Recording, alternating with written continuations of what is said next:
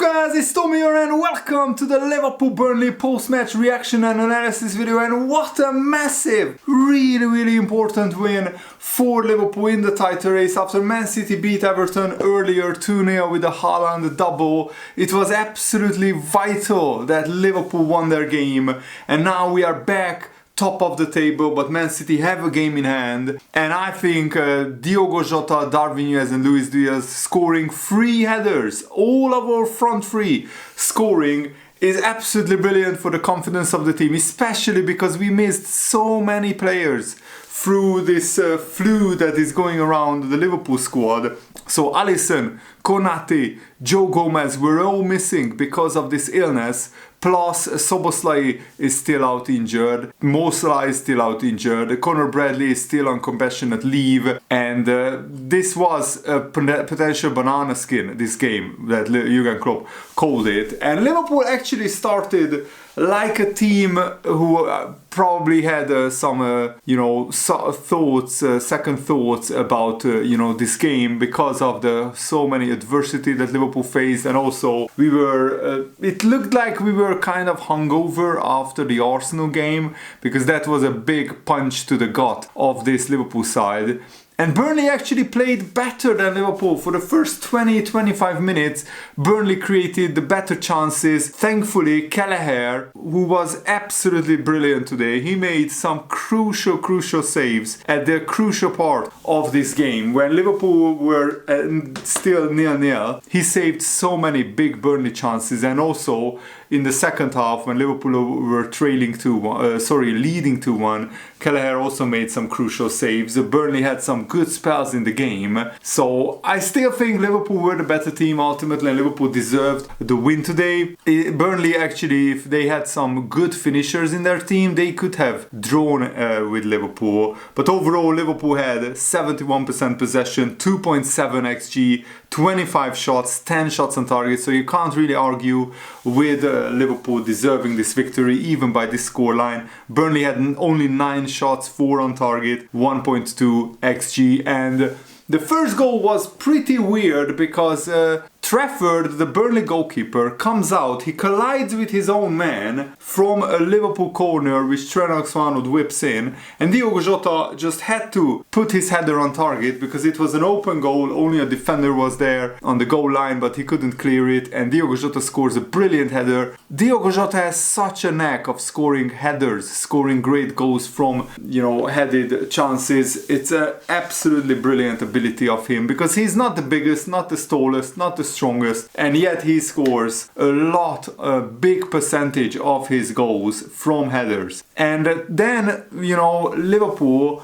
didn't get the second goal because we were wasteful with our finishing. Darwin Nunez missed some good chances as usual, and then just before halftime, Burnley equalized from a corner. Endo and Luis Diaz were not marking O'Shea, the Burnley centre-back, who puts it into the top corner from a free header. So I have to applaud that. It was a brilliant goal by Burnley. I think that was a really big sucker punch for Liverpool because to concede a goal just before halftime is never good, but probably Jurgen Klopp have some really stern words with the Liverpool team because we just didn't have enough tempo, enough intensity, enough urgency to our play in the first half. Probably because of this flu going around the Liverpool squad. Maybe some players weren't fully fit, fully at it. Maybe some of them just recovered a few days ago from this illness.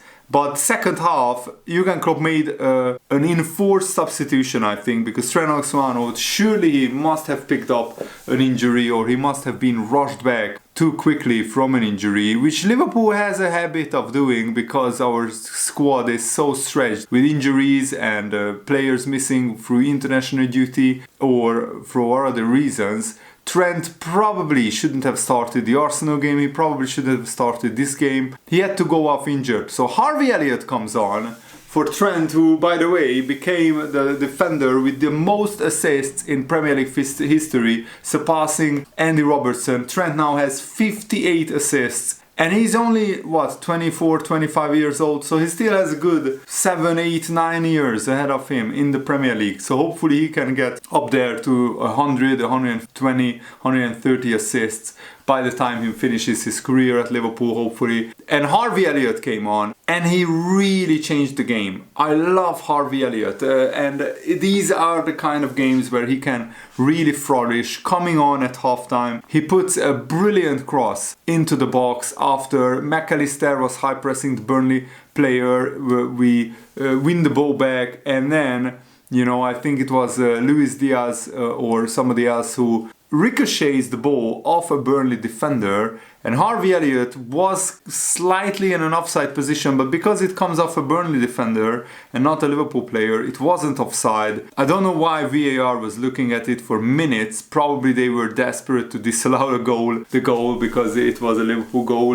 But they couldn't disallow it, and Luis Diaz puts in a brilliant header. And Luis Diaz recently has been in really good form. I see some Liverpool fans criticizing him online, but I think that's a little bit harsh on him because he scored against Burnley, he scored against Chelsea, he got an assist against Chelsea, he scored against Fulham in the League Cup semi-final, he scored against Arsenal, he got an assist against Burnley. So since Christmas, he was involved in 6 Liverpool goals, which is really a decent return in just a month. And now this is Luis Diaz's best Liverpool season, playing 32 games in total, getting 8 goals and 2 assists, so 10 goal contributions in 32 games. It's actually pretty decent considering the troubles that Luis Diaz had to endure this season, both mentally and also he had some knocks, small injuries as well. I think he's having a good season. He's not having a great season, but he doesn't have to be having a great season because Salah, Nunez, Jota are all absolutely clinical finishers. I would always like Diaz to be a little bit more clinical, and also sometimes he doesn't pass the ball enough or in the right moment. There was an instance where Luis Diaz was driving at the Burnley defense. Darwin Nunez was right in the middle, and there was a Burnley player here. And so Darwin Nunez was well onside. The Burnley player is here, Luis Diaz is running this way, and Darwin Nunez is right here, behind the Burnley defender. And Luis Diaz, instead of passing the ball to Darwin Nunez, who now would have had a one-on-one against the keeper, decides to pass it backwards or go on a run, and in the end the good chance went. So in that instance Luis Diaz should have passed. I'm sure Jurgen Klopp will point that out to Luis Diaz and they will work it out in the training ground. That's just a little bit small criticism for Luis Diaz, but otherwise he had a really good game. I just wish that he would target the fullbacks more because he has great pace, great dribbling ability. He should run at fullbacks a lot more. Like Sadio Mane back in his heyday. He was ruthless running at the fullback time and time again, and he absolutely terrified the living hell out of any fullback, and Luis Diaz should do the same. And then, after Liverpool took the lead 2-1, Burnley had a really good spell where they missed 2 big chances. Datro Fofana, the Chelsea player on loan at Burnley, missed a glorious sitter that went wide. And then Kelleher made a huge one-on-one save. And then the Burnley player couldn't score the rebound when Kelleher was out of his goal. So I was still nervous even when Liverpool were leading 2-1. Darwin Nunez was unlucky with some of his finishes, but then Harvey Elliott puts in another absolutely fantastic cross towards the far corner, but Darwin Nunez has to lean back and glance the header into the far corner still. It's a very difficult technique to pull off and a very difficult header to pull off, and yet Darwin Nunez managed to pull off the La Pantera. It's absolutely brilliant. He is now having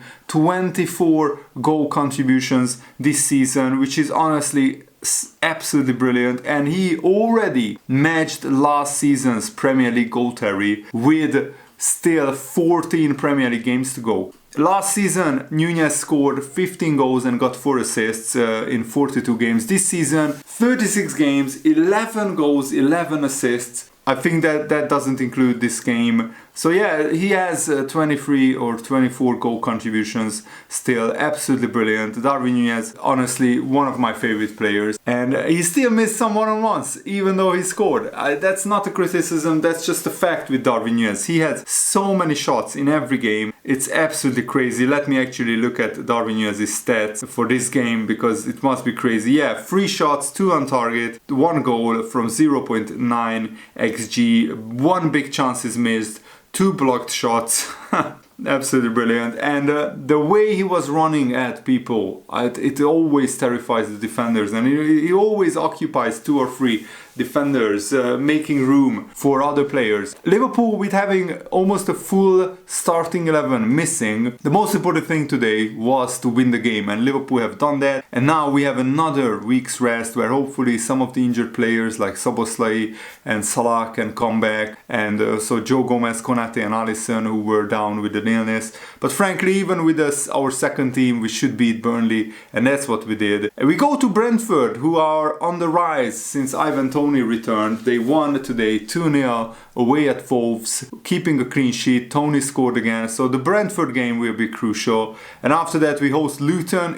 That's a must-win game as well. And then we play the League Cup final against Chelsea, and then 3 days later, big FA Cup game against Southampton at Anfield. And then we go to Nottingham Forest before hosting Man City. And frankly, before we play Man City, we absolutely have to win every single game, because Man City will do the same probably until then. Man City are now on a crazy winning streak. The last time they dropped points was December 16th against Crystal Palace, where Crystal Palace equalized with the last minute penalty. Since then, Man City have 1, 2, 3, 4, 5, 6, 7, 8, 9, 10 wins in a row. Not in the Premier League alone, but in all competitions: FIFA Club World Cup, FA Cup, and the Premier League. In the Premier League, they have 1, 2, 3, 4, 5, 6 wins in a row. So the Man City machine is already in full flow with Kevin De Bruyne and Erling Haaland back. I expect Man City to win every game, but they have the Champions League to distract them a little bit. But that's against FC Copenhagen. That shouldn't be a big problem for Man City. But they host Chelsea and Brentford, and then go to Bournemouth, and then they host Man United before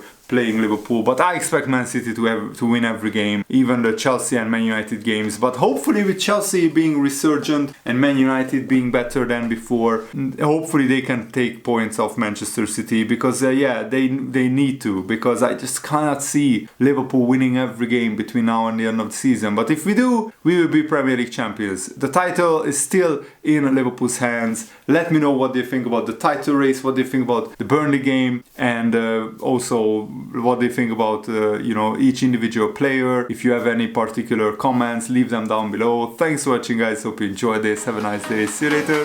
Goodbye.